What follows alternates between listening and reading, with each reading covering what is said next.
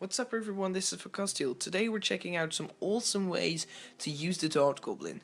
We'll start off with number 1, and that is the Goblin Barrel. You can't counter it too well, to be honest, but it does help out when you don't have Zap or anything else to counter it. So as you guys can see, it provides a lot of damage, and I think it's a really useful way. Up to number 2, we're gonna use the Lumberjack. This is kind of crazy because it actually kills the Lumberjack with the help of the other tower, and it's just gonna kill it. Of course the rage is gonna drop in a pretty good position, so if anyone is using a balloon or whatever, they will get the rage effect. The third thing is that the Dark Goblin can actually kill a whole skeleton army with the help of the tower and no damage to the tower or to the Dark Goblin. Because of the mechanics of the Dark Goblin, that it retargets on another target really quick makes it really helpful to use it, and I think this is the best aspect of the Dark Goblin. Here I use minions. It is able to shut down minions and it's able to shut down a minion horde, but you'll see that in, I think, almost the next clip. Here we tried out the Lumberjack again with the Dark Goblin and actually killed it again without the help of the other tower, but in this case your Dark Goblin dies. And I think you could do it just a bit more effectively. Let's say you drop your Dark Goblin in the back of your tower, like on the side, so the Lumberjack will attack your tower if you can afford some chip damage, and it'll kill it way easier and your Dark Goblin won't die. This is, to be honest, one of the most awesome tricks about the Dark Goblin. Look at those flashes, by the way, that's pretty cool. It can outrange an Inferno Tower. The Inferno Tower is the defensive unit with the most range, and the Dark Goblin is able to counter it. Definitely is really powerful, and I definitely suggest you guys use it for this case. Here we used a little combo with an Ice Spirit, and the Dark Goblin used with an Ice Spirit is perfect. You can literally almost take anything down with your Dark Goblin and an Ice Spirit. The Ice Spirit is really strong in combination because it'll just damage them, and the Dark Goblin will actually finish them off, so that's really powerful. Now we're going to use the Ice Wizard. It's also a pretty effective way to counter the Ice Wizard. But one thing, look at this. The Ice Wizard will actually get another shot off because the Dark Goblin is too lazy to fire another shot. So that makes it zappable, but you know, it is effective at countering an Ice Wizard.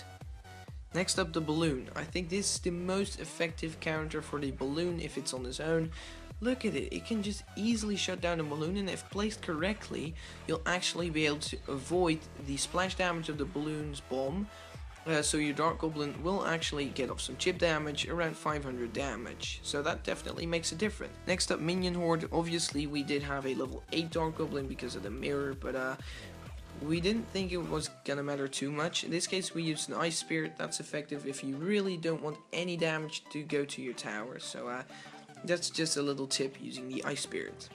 Next up, Mega Minion. You can guess it, it'll get shut down so easily. Like, Mega Minion is just really bad at this point, so the Mega Minion does get sort of a little nerf because of this, because before it was able to do a ton of damage to your tower. Here we tried out Minion Horde again, and this time it went just a little bit better because we didn't use any Ice Spirits, and in this case the minions did get some damage off, but then almost the next clip it'll get really cool because the minions will do no damage to the tower and the Dark Goblin will be killed. I love the rain in this case. Here we use the Dark Goblin. As you can see, it takes out the baby dragon, but the Dark Goblin wasn't played as well as we wanted to, so like the baby dragon got damage off of the Dark Goblin and the tower, but if you just place it just a little bit to the middle, the Dark Goblin will die, but it'll take out a baby dragon. So guys, in this case we're gonna use Minion Horde again, and this time it worked out really well. So look at this, they shot both different ones and the minions did no damage. So it is proven you can actually take out a whole Minion Horde for 5 elixir with only 3 elixir. Obviously you could do that with a Zap and an Ice Spirit, but that's 2 cards. I think using one card is way better, so that's definitely a huge plus for the Dark Goblin.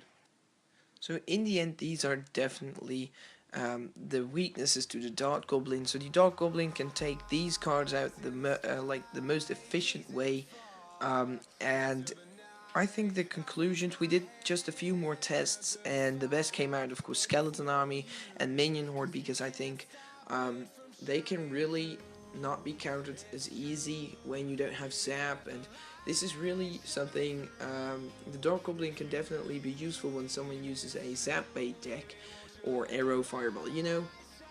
And of course, I think the best thing about the Dark Goblin is that it can kill Inferno Towers from a ranged distance without being targeted.